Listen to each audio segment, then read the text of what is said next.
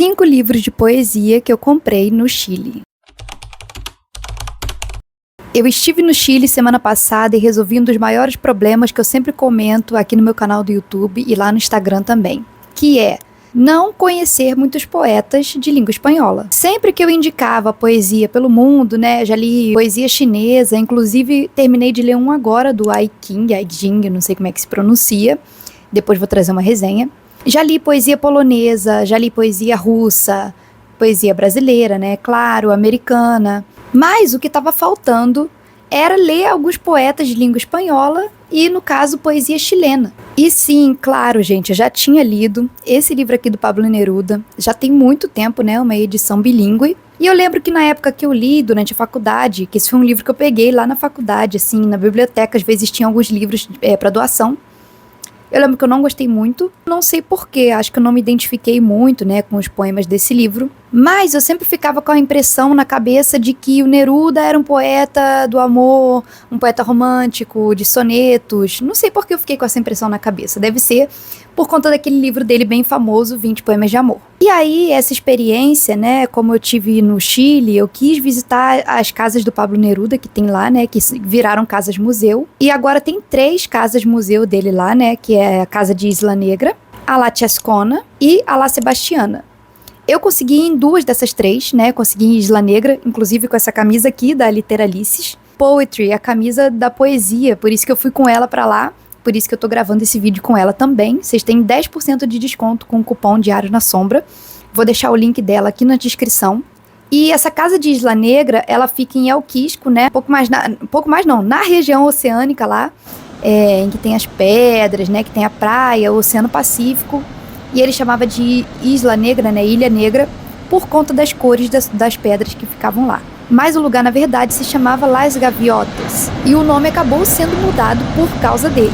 Mas tem uns shorts aqui no YouTube falando um pouco mais, mostrando um pouco mais dessa casa, vou deixar aí pra vocês verem. E eu consegui ir também na La Chascona, que é uma casa que fica lá em Santiago, muito fácil de acessar, né? Mais fácil do que essa de Isla Negra, que eu tive que comprar um passeio para poder chegar até ela. E se eu fosse chegar por conta própria, seria um pouco mais complicado. As 2 casas são extremamente poéticas, são extremamente bonitas, né? O Pablo Neruda pensou em cada detalhe daquelas casas. Mas estar lá nas casas dele, né, me fez ter uma noção maior de quais livros eu gostaria mais de ler dele, né? Que ele é um poeta, assim, muito grande, famoso mundialmente, né? Ele ganhou o Nobel. E a gente sabe que geralmente quando tem uma obra vasta, poeta, assim, a gente não sabe por onde começar. Então, depois de visitar a casa dele lá, né, eu percebi que eu iria gostar muito do livro Memorial de Isla Negra, foi um dos que eu comprei.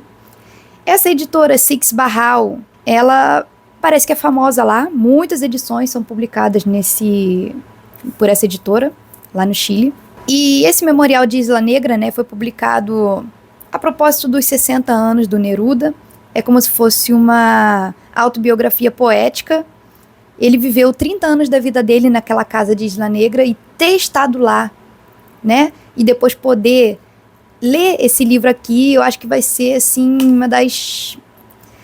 vai ser muito catártico, né? Vai ser um sentimento muito forte. O que tem de interessante também nessa capa é essa concha, porque no final do passeio pela casa lá dele em Isla Negra, tem um quarto que foi feito postumamente, né, pra gente poder ver, cheio de conchas que o poeta coletou ao longo da vida e que ajudam também em pesquisas científicas.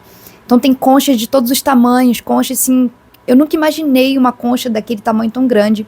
Pena que não pode tirar foto nem filmar dentro da casa, senão mostraria pra vocês. Mas são coisas assim surreais, como ele conseguiu enxergar tanta poética naquelas conchas. Então esse livro aqui, eu já li alguns poemas soltos e já gostei bastante, eu acho que eu vou gostar muito, apesar de eu não ser muito fluente no espanhol, eu na verdade não sei falar espanhol, mas eu acho que eu consigo entender bem, né, na leitura. Acho que eu consigo me virar um pouco no espanhol também para ler esse grossão, olha, o canto geral, né? Também tem a concha aqui na capa. E esse livro do canto geral é uma edição definitiva. Os 2 livros foram bem caros, tá? Os livros no Chile, eu achei pelo menos que são muito caros. Aquele custando 90 e poucos reais, esse custando 100 e poucos reais. Eu só comprei mesmo porque são edições que você não encontra no Brasil, né? Eu acho que você pode até encontrar o Canto Geral traduzido, mas essa edição definitiva aqui, que é mais recente, né, dessa editora, é mais difícil de achar. Esse livro aqui é um pouco anterior àquele, do Memorial de Isla Negra. Eu acho que esse aqui foi publicado uns 10 anos antes. E aqui não é muito sobre ele, né, um canto geral, é mais sobre as coisas, sobre o continente sul-americano. E aí aqui diz que é uma grande biografia continental. Até aqui menciona um pouco do Walt Whitman, e lá na casa do Pablo Neruda, a gente vê que ele se inspirava muito no Walt Whitman, né, como um grande poeta para ele. E outra poeta que ele se inspirava muito, que foi a outra que eu comprei, foi Gabriela Mistral. Gabriela Mistral, que foi a primeira mulher latino-americana a ganhar um Nobel, né, se tornou muito famosa, e ela é ainda anterior ao Pablo Neruda, né, então ele se inspirou nela. Os livros dela, pelo menos esse aqui, foi um pouco mais barato, foi 50 e poucos reais. Eu escolhi esse não só pelo valor, mas porque eu vi que ele é a poesia reunida, é uma seleção dos melhores livros, melhores poemas dela. E confesso que eu também não achei muitos outros livros dela lá, mas eu gostei muito dessa edição aqui. Ela é uma poeta muito renomada também. Lá em Santiago tinha o Centro Cultural Gabriela Mistral, que é bem legal, tem cinema, tem biblioteca, tem espaços com exposições, eu conheci, gostei muito também. E pelo que eu vi aqui, né, fala que os seus versos evocam com maestria a tranquilidade do campo, os animais, as plantas, as tristezas da América Latina. Eu sei que ela teve uma forte influência política lá no Chile e em outros países de língua espanhola também, por conta da sua formação na área da educação. E aí o outro livro que eu comprei dela foi esse pequenininho aqui, Toda a Culpa é um Mistério. Esse daqui eu achei interessante porque diz que é uma reunião de poemas místicos e religiosos. Diz que ela teve muita conexão com as religiões como budismo, hinduísmo, judaísmo, e ela gostava de temas ocultistas e esotéricos. Ela gosta muito de falar sobre vida e morte, a vida no geral. Tem alguns poemas existencialistas, mas também fala sobre questões políticas, como eu tinha comentado. Mas eu achei isso daqui interessante pra mim, porque eu também gosto de poemas com essa temática. E aí uma coisa engraçada, parece até que eu escolhi comprar somente os vencedores do Nobel, né? Escolhi os dois grandes nomes da literatura chilena, Gabriela Mistral e Pablo Neruda, os dois vencedores do Nobel. Mas, caminhando pelas livrarias do centro de Santiago, eu me deparei com esse livro do Raul Zurita, Antiparaíso, e eu folheei, né, assim, li alguns versos, e eu gostei porque ele fala sobre as cordilheiras.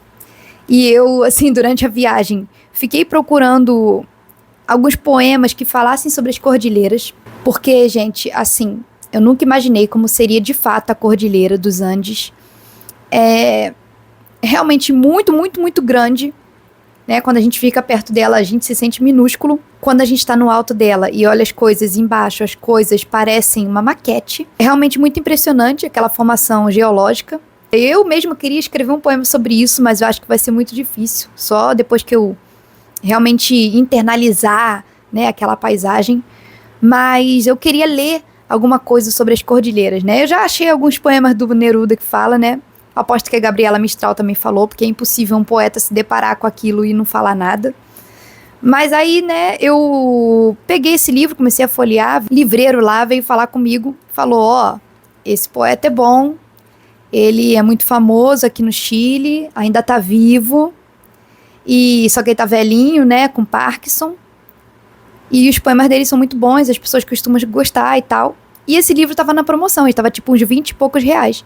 Eu falei, não vou perder essa oportunidade. E olha que eu fui com a intenção de comprar um livro do Neruda e um da Gabriela Mistral. Eu saí de lá com 2 livros do Neruda, 2 da Gabriela Mistral e um do Raul Zurita. E isso porque eu não sou leitora da língua espanhola. Eu tô confiando no meu taco de que eu vou conseguir ler esses livros todos em espanhol. Tudo bem que se fosse um romance, eu acho que seria um pouco mais difícil. Mas sendo poesia, uma palavra ou outra que eu não entender, eu vou buscando na internet. Então, pesquisando um pouco mais sobre esse poeta, eu descobri uma coisa muito interessante, como eu estava falando do Nobel. Ele está cotado para o Nobel 2026. Engraçado, né? eu ter comprado os 2 vencedores do Nobel, mas esse daqui, né, não foi proposital. Eu não comprei porque o livreiro falou aquilo, né? Eu comprei porque realmente eu gostei dos poemas e o preço estava bom. E então eu achei legal, né? Porque se ele realmente ganhar o Nobel, eu já vou ter tido contato um pouquinho com a poesia dele. Eu vi que a Círculo de Poemas vai lançar, parece que agora em maio, um livro dele, provavelmente por causa disso. Geralmente, quando o poeta ganha um Nobel, ele ganha visibilidade, notoriedade, né, em outros países. Então, depois que o Raul Zurita ganhar o Nobel, eu acho que ele vai ganhar, né? Ele vai ser traduzido provavelmente muito aqui pro Brasil, a gente vai conhecer muito mais dele. Diz que esse Antiparaíso é um dos livros mais famosos dele, né? E os poemas dele falam também sobre a ditadura chilena, para vocês verem que nenhum deles deixou de falar sobre, né? Enfim, mas para chegar no Nobel, ele antes ganhou vários prêmios também, né? Ele já é um poeta premiado, já é um poeta famoso lá no Chile. Então, essas foram minhas escolhas nessa viagem. Eu tive que dar um jeito de trazer esse peso todo na mala, porque tá bem pesado, mas eu acho que valeu a pena, porque são livros que você não encontra aqui no Brasil, e porque também agora eu vou ter mais opções de poetas em língua espanhola para recomendar para vocês. Desde que eu li aquele livro Carteiro e o Poeta, que inclusive tem resenha aqui no YouTube, do Antônio Skármeta, eu fiquei com muita vontade de ir na casa do Neruda em Isla Negra. Eu sei que essa casa dele é muito inspiradora para outros escritores, outros poetas, mas estar lá é realmente uma sensação inexplicável. E agora que eu tenho esses 2 livros aqui dele, eu me sinto um pouco mais íntima do Neruda. Digam aí nos comentários se vocês já leram algum assim do Neruda que vocês gostaram, algum da Gabriela Mistral que vocês gostaram, algum livro, algum poema. Se vocês já conheciam Raul Zurita e quais outros poetas vocês me recomendam também, né? Eu sempre peço recomendações de poetas de língua espanhola, mas é mais difícil. Espero que vocês tenham gostado do vídeo, que vocês tenham gostado das minhas escolhas e que tenham gostado também dessa estampa, que agora é uma das minhas favoritas, eu tenho usado direto. Vejo vocês no próximo vídeo.